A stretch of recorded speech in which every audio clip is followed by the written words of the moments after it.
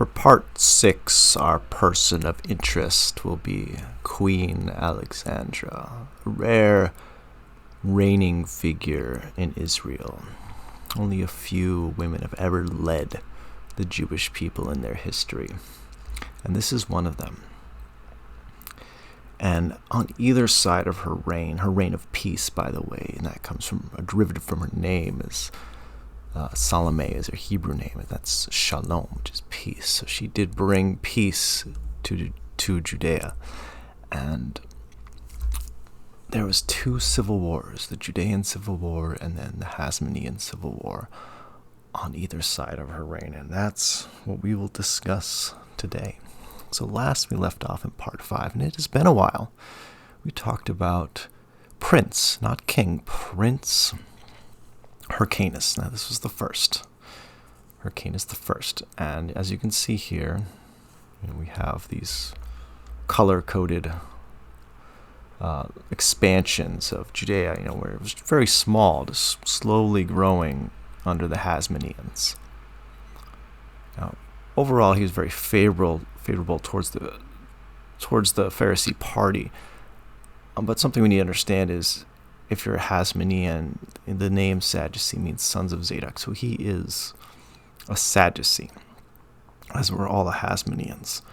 But they would favor different political parties. Most of them did, of course, favor the Sadducees, but that's just something to point out. And it's easy to remember because his namesake is Hyrcanus II, of course, and that's one of the sons of Alexandra, which we'll get to, does also favor the Pharisee political party, which was also mostly a religious party. But I want you to think about it in terms of politics here too, which we don't really do when we're in the gospel, but it's important here because these 2 sects end up going to war with each other. So things were going very well for Judea and for Hyrcanus. Where things get a little dicey is as he conquers certain lands, including the Edomites, he, probably through persuasion of the Sadducees, forcibly converts them to Judaism. Now the Pharisees did not like this. They got along well with the Gentiles, most of them living in the Galilean region. So, and being in diaspora scattered, used to getting along with their Gentile neighbors. Forcible conversion, not so great, right? And he did this so he could conscript them into the army and so they could pay taxes. So it was one of those greater good things, but brought tensions. And he was high priest and prince at this point. He was asked to step down, which he obliged. He wanted to keep favor with the Pharisees, so he did this, and he allowed his son Aristobulus I to take the high priesthood in his stead while he remained, essentially the leader as prince. Now, when he died, he decided to make his wife queen, so this would have been the first queen regnant that we had, a ruling queen. Well, not the first. There was the daughter of Ahab and Jezebel, Athaliah, I think her name was, or something like that. Not a great girl either. Also reigned for 6 years in Israel's past, but this has been, recently, would have been the first queen, if you will, since John wasn't even king; he was just prince. But as all good sons do, Aristobulus decides to throw his mother in prison and starve her to death, and then throw the rest of his brothers into prison. But before we even dive into all this dark history here, let's just take a look at the Pharisees, because you're probably wondering, why would I even care about this, Nate? Pharisees, Sadducees, they're all wrong. I would like to paint a different picture here. I would like you to see the Pharisees in a different light. So here is a little drawing. John skipping leg day here, but when he was they tried to assassinate him in the temple. I've been getting in touch with my creative side here a little bit. So, pretty cool dude. Other than the end of his reign, he held up pretty well. But not just to just defend John and his association with the Pharisees, but also to defend the Pharisees themselves. And one of the ones we'll talk about here, this is a kind of a story about the Simon ben Shetta, who becomes Nasi, which means president of the Great Sanhedrin. He is brother to Salome, brother to Queen Alexandra. So Simeon's fairness towards Gentiles is illustrated by the following narrative. Simeon lived in humble circumstances, supporting himself and his family by conducting a small business in linen goods. Once his pupils presented him with a donkey which he had purchased from a Gentile merchant.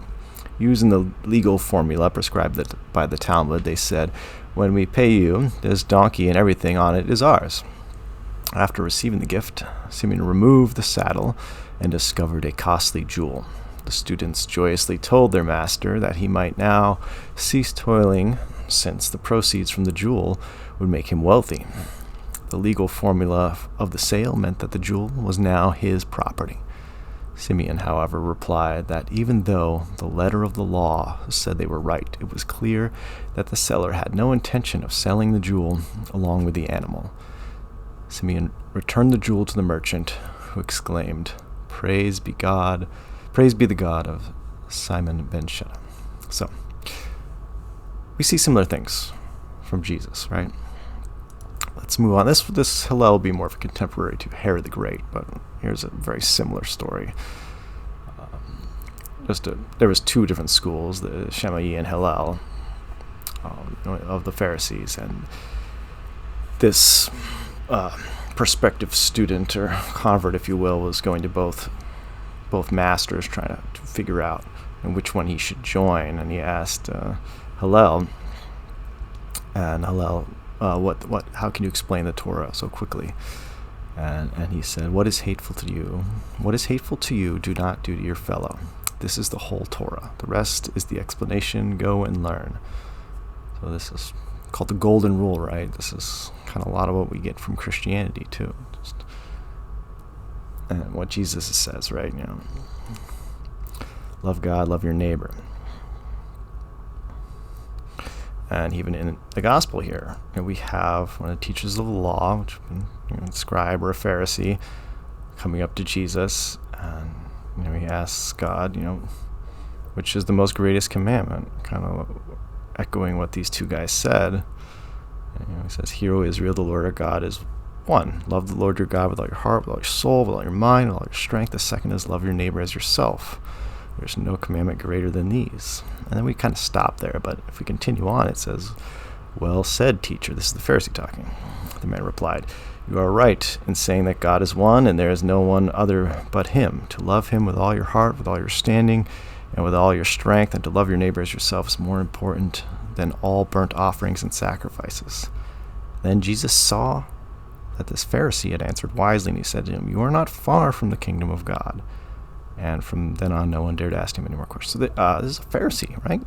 We kind of skip this, that Jesus kind of applauds this Pharisee and tells him he's not far from the kingdom of God.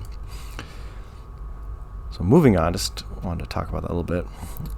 One of the things that Pharisees, before we move on, one of the things that the Pharisees believed, since the Sadducees controlled the temple, the Pharisees, even spending time in exile, right? They had developed this idea that we were all called to be a priesthood. Now, they kind of took this to more of a ritualistic aspect than Christians do, because a lot of Christians, I was raised to think that we are a priesthood, in the order of Melchizedek, right? I remember there was a song we would sing. But these ideas, even one coming from Second Maccabees, and a lot of people complain, they're like, well, the Maccabees were written by the Sadducees. Why does it say this? God gave all the people the heritage, the kingdom, the priesthood, and the holiness. We also have Exodus 19, and pretty much Peter quotes that in 1 Peter 2:9, and also Revelation 1:6, saying that when you become a believer, you are entering a priesthood in a sense. And that's why even your average Israelite, even if he wasn't a Levite, would wear tzitzits, which is a mix of linen and wool, which is priestly garb, if you will. So the Pharisees embraced this idea that they were a priesthood, and that's why they had all these rules that were pretty much for temple service, right? The washing of the hands had to do with handling of the unleavened bread and blessings over the wine. And this is all stuff that I do in my family on Sabbath. We do that hand washing. We say, I dedicate my hands to Messiah, the hope of glory, to serve him only. My wife's family has done this. We do the blessings over the bread and the wine. We do the high priest would sing the Aaronic blessings, or the head of the household will do the Aaronic blessing over the children. It's all mirroring temple service, and none of that is wrong, right? It's just a focus on God. And that's since they felt that the temple, was, they had the high priest who was also being a king. They started to move away from, the temple and just making each house a temple, but also a focus on doing the Torah, focus on loving your neighbor. All things we see in the New Testament. And I think even though Jesus speaks harshly, and a lot of it hyperbole, he is also engaging with the Pharisees. There's more you can say than him engaging with an Essene. He reprimands those he loves, and I think we see that in the New Testament. And that's not to say that some Pharisees were way off, because they were. But at the time of Jesus, the Pharisees, as we'll see here, they become the majority party for a little bit. But that was not the case at the time of the Herods, and at the time when the Great Sanhedrin convened to vote on Jesus' death. I believe most Pharisees voted against him being killed. Shout out to Sam Aronah's channel. I don't know how you say his name, but a lot of short, he doesn't dive into all this Pharisee stuff. He keeps it strict to history, so if you just want quick, short videos, I've enjoyed, especially this period and the Hanukkah period, just quick bits of information focused on Jewish history. So we got a lot of videos there. I guess while we're giving shout outs, we give a shout out to my mom, who just spent a lot of time talking to me when I was visiting her in Florida. And this is also a picture from her book that she let me borrow, and I took some pictures of. So helpful charts, helpful stuff. So a bit of a recap here, right? We had, we just mentioned the Hanukkah story, and every son of his dead by the sword. And we talked about John Hyrcanus, spent the whole last episode 5 on him. So as you can see, he's the last surviving Maccabee. All of them were killed by the Greeks. So he has 2 sons. We have Aristobulus. Actually, he had more than 2 sons. He had, I believe, 5. But 2 we'll talk about here. Actually 3. I forget the third's name, but he's not on this chart. So, like we said, before we got into the whole Pharisee thing, that John's wife, Aristobulus' mother, put in prison, starved to death. She was supposed to be queen, supposed to reign. Aristobulus becomes the first king in a good almost 500 years, right, since the last king was taken off to Babylon. So he reigns for a good year, conquers a little bit of land, then dies of appendicitis. But before he dies, he calls his middle brother in here. And though the one brother, I'm assuming he did not put in jail. And he's going to make him king in his stead after he dies. Because, back then, appendicitis, pretty much a death sentence, right? In case someone was wondering, why don't you just surgery that? So he's married to Alexandra at this point. Whose name would have been Salome, probably. Probably just takes on Alexander when she marries Alexander. So Alexander, he's in prison as well, not starved to death yet. She knows that this other brother is going to probably not marry her, probably going to murder her. So she goes to the youngest brother, Alexander Eunae, and says, if you marry me, after my husband dies, Aristobulus, then I will help you become king. And so being in prison and probably assuming he's going to die anyways, he thinks this is a good idea, so he decides to agree, he agrees with her. And they contrive a little plan to send this a letter to the middle brother who's supposed to come before Aristobulus at Jerusalem. They just tell him to come fully armed and in armor. And Aristobulus just sees this as, you're just coming in here to conquer me. So he kills his middle brother there. I'm sorry, I forget his name. So he kills him, then Aristobulus dies, and voila, Alexander becomes the second king here of the Hasmoneans. Now, I would like to say that they lived happily ever after. But this is a dark chapter in the history of the Hasmoneans. And it kind of all starts out with the Feast of Sukkot, or Tabernacles, where Alexander had just come back from fighting with the Nabateans, I believe, and he was already a bit cranky and in a bad mood, and decides to, instead of pouring the water libation on the altar, he pours it out on his feet. And I've read articles and I've written blogs on this, on what exactly did he mean. Was he saying, I'm the Messiah because I'm a king and I'm a high priest, which other cultures had, but never in Jewish history has this happened, right? So was he saying this is the Messianic kingdom?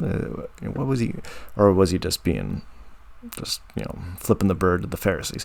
And either way, they didn't like it, all right? Enough to, at Sukkot, they would shake these lulavs. If you ever go to Israel during this time, they still do it. They use lemons now, but in the lulav, they've had a citron, which I'll show you a picture of here. It's a very large lemon. In fact, let's move on so I get you some of these pictures. But remember, pro-Pharisee, the two Hyrcanuses. We get thrown one by Alexander, too. She was also pro-Pharisee. A little drawing I did of her. Where's our citron? There it is. Average weight of 1 through 2 pounds. So heavy, right? That's what you're thinking. It's gonna hurt. So they decide to pelt Alexander with these large lemons at Sukkot, and he in turn decides to murder 6,000 of them. So everything we just covered here, if we wanted to just read, we just ran through all that. So this starts our first civil war, the Judean Civil War. So Pharisees in the north, in the Galilee region, Simon ben Shetta, one of the leaders, Alexander's brother, fighting against her husband. So strange family dynamics there. One of the things is that Aristobulus, the Pharisees didn't like him. They only had a year really to uprise, but one of the things that he did was he decided, and it's a small thing, but he minted coins just saying high priest, whereas the coins that Alexander minted said king and high priest. And here's a picture of the Hasmonean symbol. It's 2 shofars and a kind of a cornucopia thing in the middle there. I thought it kind of looks like the Star Wars Rebel symbol, but cool looking thing. So that's one thing that kind of made me mad is the coins. I know it's a small thing, but I guess that was the straw that broke the camel's back. So Alexander tore a rift between the Pharisees and the Sadducees that would never fully be mended. And a lot of Pharisaical tradition was a response to the Sadducean control of the high priesthood. Hyrcanus was the only high priest favorable toward the Pharisees. Queen Alexandra set up her sons to heal the wounds caused by her husband. Her son, Hyrcanus II, would be favored by the Pharisees and become high priest, while Aristobulus, that would be the second, would become king. But the wounds of war were too deep for either party to trust the other. So, no children. She didn't have any children when she was married to Aristobulus, so he was likely sterile. But, as soon as she married Alexander, had 2 kids right away, and probably just busy raising those children while her husband was tearing the country apart, fighting the Pharisees. So after a while, I think this was a 6-year war, the Pharisees even went to the Seleucid Empire, which was very small at this time, but went there to asking for help, and things were going well for the Pharisees with that deal, but they kind of felt guilty after a while. Like, we just went to the Greeks that had just oppressed us back during 167 era with Hanukkah and all that. So they're like, maybe we should think about this before we continue. And they try to make peace because Alexander was pretty much beaten at this time. But instead, he just takes vengeance and captures 800 of the noble Pharisees, the leaders. Not only crucifies them, but decides to murder their families in front of them while they're on the crosses. So not while he's sitting there eating, as you can see in this picture here, just hanging out, being a total jerk.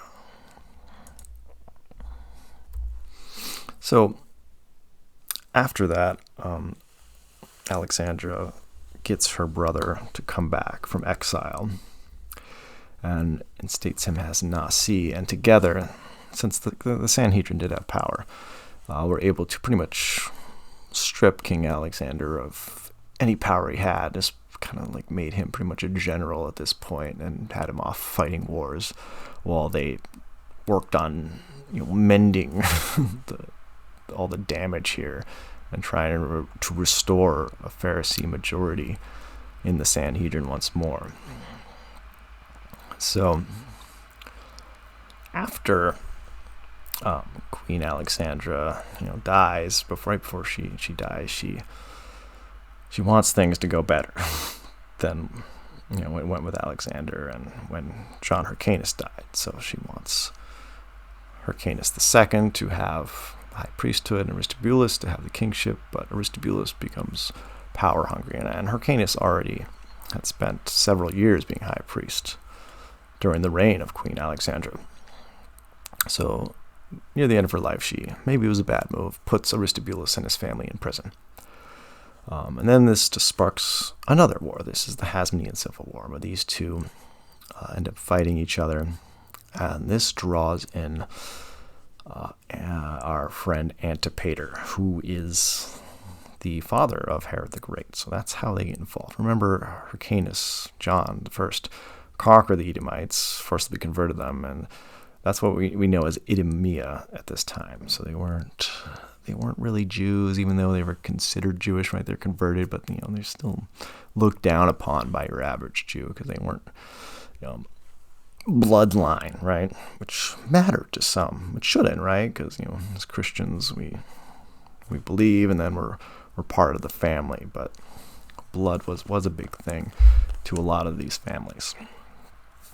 So while these two brothers are fighting for control, Antipater, and he does a little flip-flop here. At first, he supports Aristobulus, and then realizes Aristobulus is going to be hard to control. He's a little too power-hungry. And Hyrcanus, the high priest, was a little more soft-hearted, so he sides with him after. And then even the Romans get involved, and let's see if we have any slides on that. If you're looking for the time here, it would have been around 63 when Pompey comes to help settle this little civil war. Good. A little more information here. Things we already covered. And we'll talk about the Parthians later. So, 63. Pompey is already going through the territory, conquered the Seleucids. They're done with. Finally, they've been annoying for quite a many of years here. Finally gets them out of the way, and he's in town. He's in the area. So both Hyrcanus and Aristobulus, reach out, try to throw him some money. Like help me be king. Oh, you help me be king. He sees Hyrcanus just like because of actually what Antipater had to say. Let's actually just go back to that family tree. That'll help you out here. Antipater, this guy, the father of Herod the Great. He listens to him, because he actually becomes a very influential figure coming up here to side with Hyrcanus. So they all come to Jerusalem. Aristobulus is held up in the temple complex, which is acts like a fortress, and he does a lot of things that really make the Pharisees mad too, because the Pharisees originally had sided with him because they would like to be done with this whole Hasmonean drama, but it continues. It does. So he doesn't get killed here. He gets taken to Rome, and Hyrcanus is instated, but kind of Antipater is even above him. Hyrcanus is just almost like a puppet king at this point, and Antipater's calling a lot of the shots. But they do want to mend, this rift again. So Alexandra and there's an Alexander, which is, it's kind of weird, nephew and niece getting married, and this is where we get Mariamne from, who was betrothed to Herod the Great. So maybe you're connecting some dots here leading into the New Testament. the only fun little guy standing in the way of this is Mr. Antigonus over here. So originally when Herod the Great went to Rome, after the death of his father, Mariamne was, 13 or 14 at the time. So Rome decides to give him power, but Hyrcanus is also given power. It's a tetrarchy, actually, which is what we have with, Philip and Herod Antipas and Pilate, co-rulers of the same region, controlling four different districts. So we had Herod's brother, and we had Herod, and we had Hyrcanus, all ruling, and Antigonus, he gets help with the Parthians. That's why I had that little Parthian picture there. Where is that? There it is.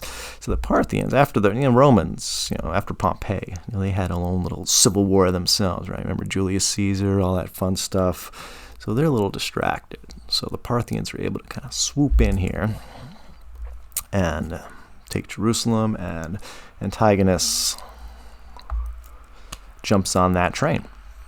And there's a fun little story here where, not so fun, but he captures Herod. Herod gets away. Herod and Mariamne get away. They escape to Masada, but he captures Herod's brother, and he captures Hyrcanus. And Herod's brother, maybe smart, also shows how fearful he was of Antigonus. Kills himself by running his head into a wall, where Hyrcanus decides to face Antigonus, and there's different accounts, but there is one account that says that Antigonus decides to bite his ears off, which of course would make him ineligible to be high priest. You can't have any bodily scars or be disfigured, such as an ear biting there. Maybe some of you kids don't even know who this is. Mike Tyson, right? Biting Evander Holyfield's ear off. Popular when I was a kid. Okay. So, spares his life, though, sends him to Babylon. So he's spending some time over there. And some people even theorize that Hyrcanus II, maybe we'll talk about this later, is the the righteous high priest that the DSS, the Dead Sea Scrolls, talk about. And a lot of the Qumran writings. And the wicked priest then would have been Antigonus, which makes sense. He's biting people's ears off. And he did take that high priest role after disfiguring Hyrcanus II. So, all Mike Tyson style there. There's a picture of Masada for you. And you know your history. That comes into play later. Herod the Great really, after spending some time there, decides to, if he ever had to run there again, he's going to make it nice. And then we have, of course, the Jewish rebels hiding out there after Jerusalem falls in 70 AD. So we can say that Antigonus, he was the last Hasmonean king. He reigned for 3 years. Herod escaped to Masada. He went eventually to even Cleopatra in Egypt, and eventually to Rome, and came with a Roman army to retake Jerusalem. Mariamne, he really did love her, and I think we'll save all that for next time. But she was meant, right? She was meant to mend the rift. Mariamne was meant to be queen. They did not want, because Herod he's only Jewish by conversion. His father was, and in fact, that something we skipped over is his father was Nabatean, which would have been Arab and Edomite. So at one point they run to the Arabs for help, the Nabateans for help. And in fact, that's what helped Hyrcanus actually conquer Jerusalem, to take his brother down. Aristobulus II was actually a Nabatean army that Antipater had did some bartering for, giving away some of the lands that they had conquered. So just get a little glimpse there. But yeah, we'll get into a whole Herod saga here with you.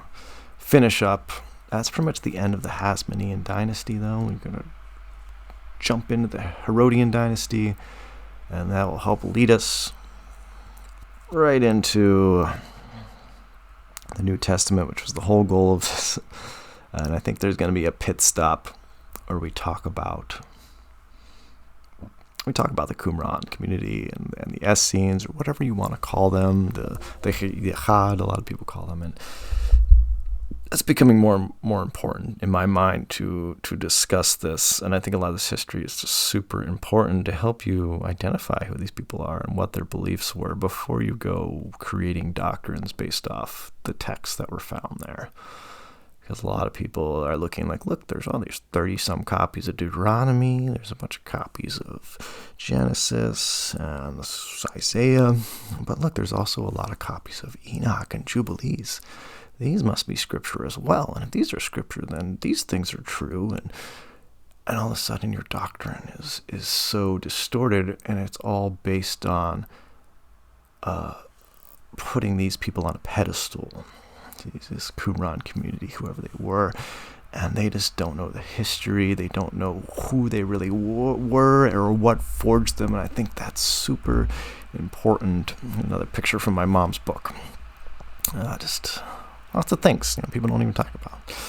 Spartacus is in here, all this fun stuff. So we'll dive into anything I missed there next time I get to this stuff, right? But yeah, we'll look at the DSS. This is a little excerpt from a documentary by Shane Nelson, just showing that there was a lot of books there that very heretical teachings, horoscopes, and just stuff we really need to be careful about teaching. And people, even in this mindset, always throw the Pharisees under the bus. And when you read things like the Damascus document, you see legalism far worse, far stranger than anything the Pharisees were doing. In the Qumran community, you couldn't even go to the bathroom on the Sabbath. We'll just say that, okay. They were very legalistic, very into ritual washings. The Pharisees, they're hand washing things. That we talk about, Mark 7 or whatever. That they get on to Jesus and his disciples about, but the Essenes or the Yucat or whoever had all these baths that they found in the Qumran community. They were doing these temple-like things out here in the wilderness to a high degree. There was clearly an offshoot in my mind of the Pharisees, just far more legalistic and far more into mysticism.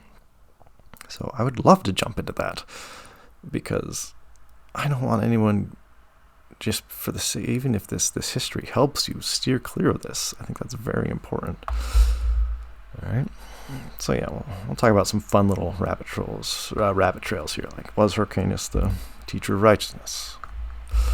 All right. So yeah, I got some slides, and we'll dig into it. I know this is a long one. Thanks for hanging out with me.